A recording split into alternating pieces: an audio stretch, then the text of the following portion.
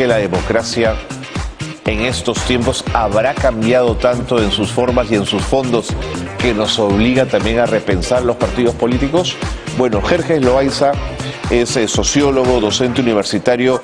Yo creo que su opinión y su mirada de este tema puede ser muy útil, justamente en días como hoy, además, donde hablamos de estos temas. Jerjes, bienvenido. Arimanchi, qué gusto tenerte aquí. Muchas gracias. Gracias por estar con nosotros. ¿Estás en casa? Muchas gracias. No, hombre, gracias a ti por acompañarnos. Un gusto y un placer. A ver, Jerjes, ¿por dónde comenzamos?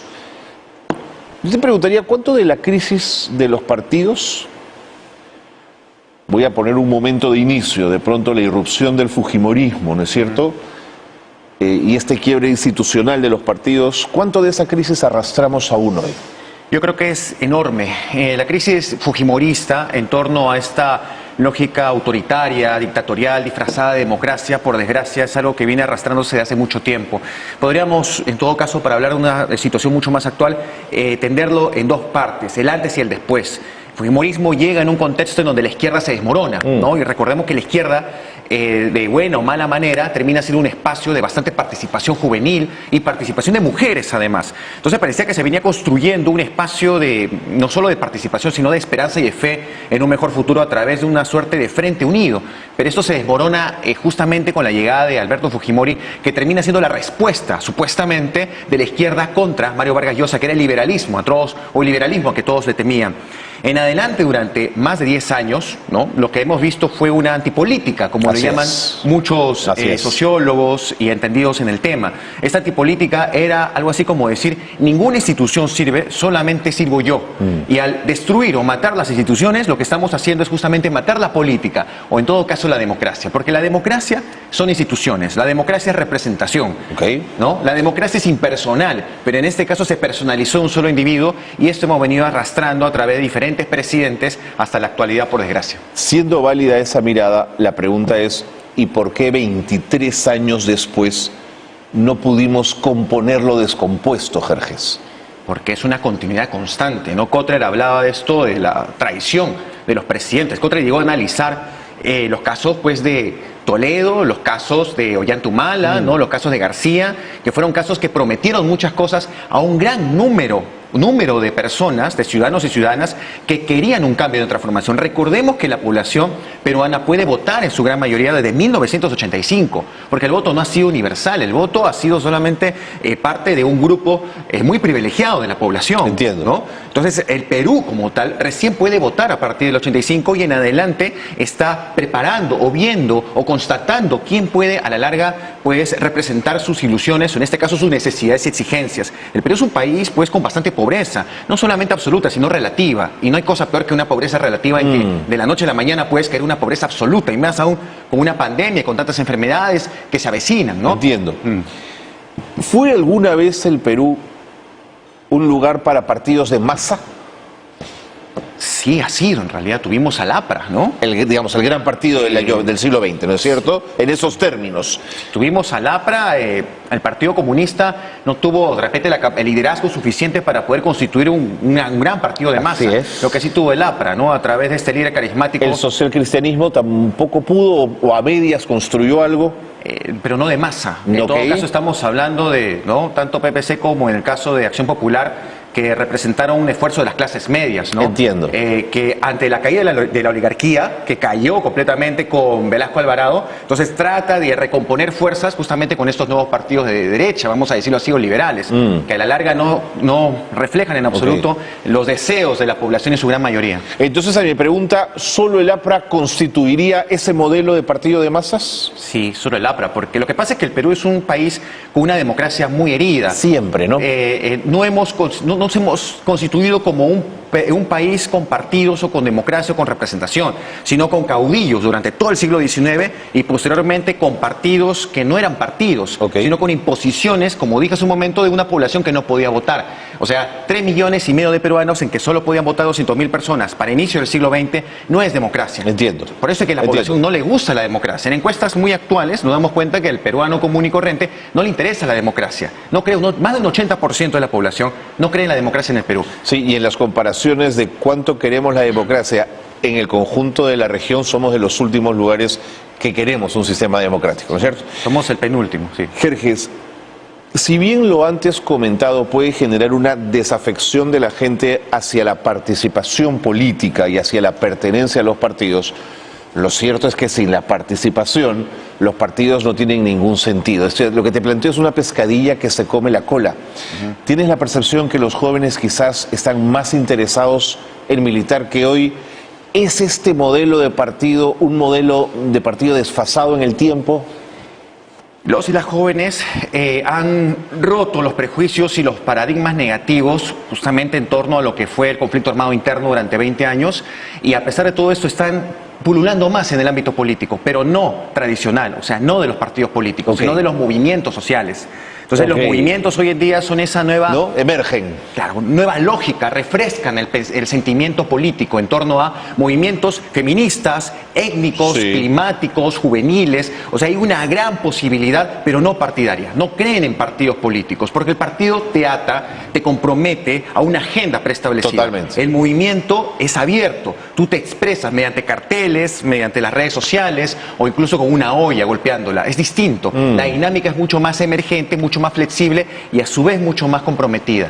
Coincido plenamente, pero ¿cómo transitamos de ese movimiento espontáneo, saludable, juvenil, en cualquiera de sus instancias, a la participación real, a la toma de decisiones, Jorge? Si no, ¿quién maneja el Estado? Es muy difícil. Solamente Bolivia ha sido un caso en donde hemos visto que los movimientos se han constituido no solo en partidos, sino en gobiernos, pero que a la larga el gobierno no terminó llevando a cabo las necesidades de una población. Entonces esta segunda parte no nos llena de convicción aún. Es muy difícil y creo que tiene que ver bastante con partidos políticos que le dan la espalda a la juventud. Estadísticamente nos damos cuenta que no hay muchos jóvenes que están en cargos políticos de cara incluso a estas elecciones municipales. Entonces eso nos hace pensar. Queremos que la juventud, las juventudes en su gran pluralidad participe con nosotros, pero no les damos un cargo o no les damos cabida. Hasta el día de hoy sigue pasando eso. Así no va a haber ningún recambio político en absoluto. Sí, los viejos partidos usaban a los jóvenes para el volanteo, ¿no es cierto? No para el trabajo real. Sí, eso pasaba, pero el partido de masas, el APRA, sí estaba constituido mayoritariamente por jóvenes. Y tuvo juventudes, además, que siempre destacaron y que luego llegaron a la gran política, dicho sea de paso, ¿no es cierto? Sí, claro que sí. Jerjes, ¿cuánto del sistema político, ya como sistema, crees tú que impide o frena aspirar a tener partidos políticos saludables? Bueno, lo que pasa es que como sistema estamos tratando de recomponernos, por ejemplo, tema de la posibilidad de generar un marketing menos privilegiado para personas con dinero, sino personas que puedan postular, ¿no?, en la política, en la gran política, sin necesidad de ser grandes empresarios. Por desgracia, la manera como hemos tenido los partidos políticos, o en todo caso las elecciones o todos estos espacios electorales han sido únicamente privilegiados para determinados empresarios o empresarias, o sea, personas que tienen suficiente capital.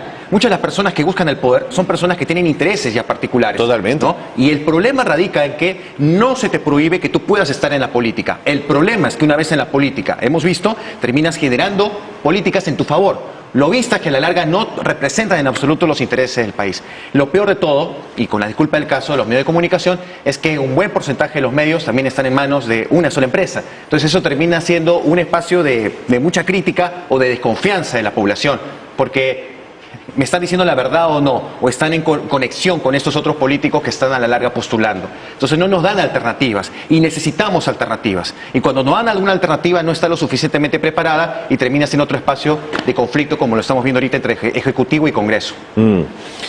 ¿Crees que el sistema político peruano debería ser más claro en tolerar qué partidos sí y qué partidos no deberían estar presentes en la vida política de nuestro país? Pongo un ejemplo.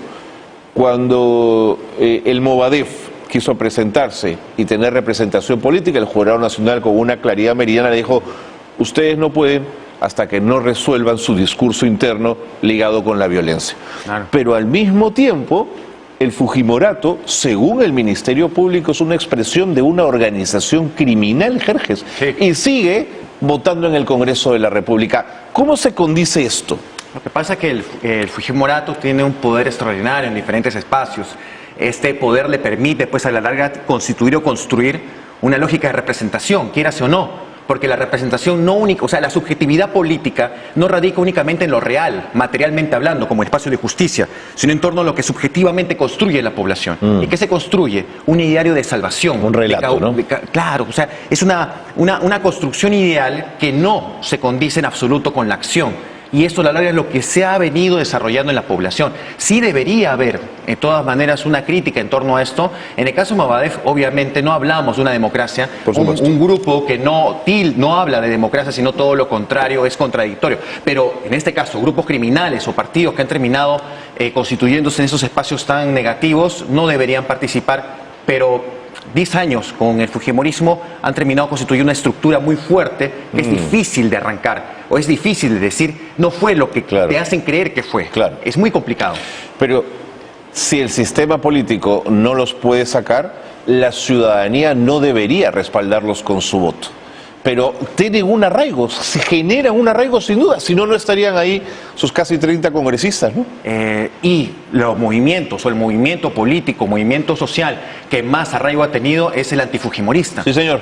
Y eso ha permitido que muchos jóvenes... Que no ganara, por ejemplo, Keiko Fujimori. Y esto durante 15 años, o sea, estamos hablando de jóvenes hoy en día no tan jóvenes que han participado activamente porque Fujimori nunca más, dicen, establecen. De acuerdo. Y hay un espíritu democrático importante, pero nuevamente, no en el ámbito de los partidos políticos tradicionales, sino en el ámbito de los movimientos sociales. Correcto. Entonces la pregunta sería, ¿cómo pasar del movimiento a la práctica del partido político, ¿no? O bien ellos se constituyen como un gran partido político, o bien desarrollamos partidos y un recambio dentro de ellos que conecten con la juventud o con las juventudes. Entonces, ¿por qué la reflexión no va por el lado de repensar el formato del viejo partido de masas?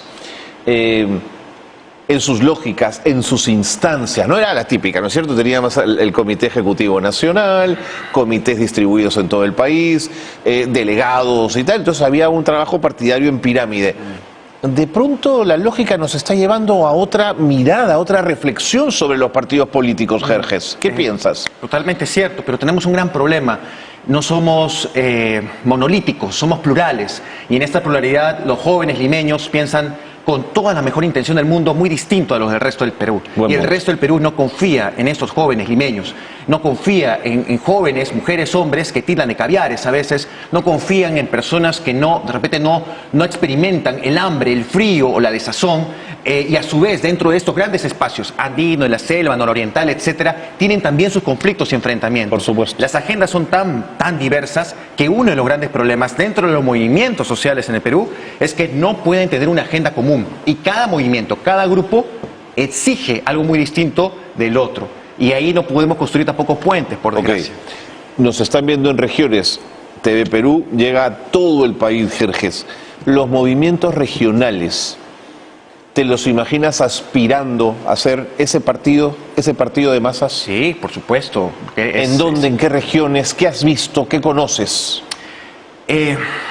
Hay dos cosas importantes que podemos ver al interior del Perú. Un gran grupo de personas que tienen muchas necesidades, muchas carencias, y dentro de estas carencias tratan de construir un ideario, un ideal, pero es muy cambiante constantemente. Y otro grupo muy organizado, que es justamente en torno no solamente a movimientos, sino en torno a una política más tradicional. Están pululando entre conectarse con la población y entre ser un partido político tradicional. Lo peor o lo malo es que constituirse en un partido, organizarse en miras al poder, termina generando pues un anticuerpo hacia la población común. Y la población común, en estos espacios regionales, etcétera, no confía necesariamente en ello. Su mirada está a través de otro lente, de otra propuesta de repente. Entonces también tiene los mismos problemas, pero bajo diferentes dinámicas. Pero que se pueden constituir en un partido en la medida que puedan relacionarse con el resto de población, sí, pero repito, aún haciéndolo, tienen una representación y un arraigo mínimo en torno a lo que es el Perú en su gran amplitud. Y ese es el gran problema, no podemos tener un frente común en la medida que somos muy diversos.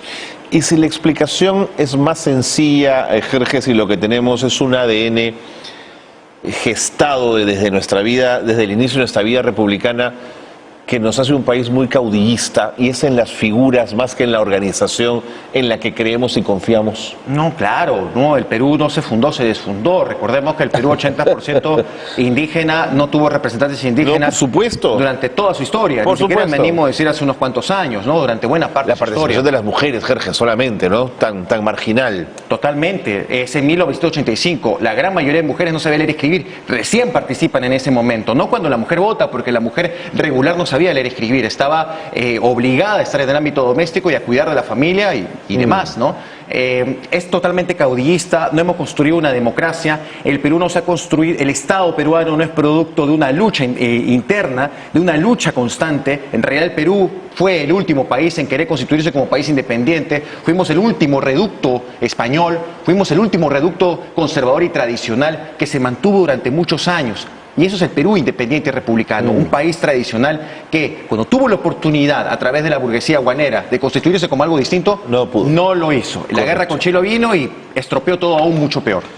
Y además a 50 años de nuestra fundación vino el mazazo de la guerra con Chile que marcó tanto nuestra vida republicana. Pues lo que vino después fue un conflicto, un enfrentamiento, movimientos indígenas desarrollándose a lo largo del Perú, que terminó finalmente con esta famosa reforma. Jorge, me tengo que ir, muchas gracias. Sí. Ha sido un gusto tenerte en el programa, gracias por la reflexión. El gusto ha sido mío, muchas gracias. Nos vamos a la pausa breve y regresamos con más aquí en Limache. No se vayan.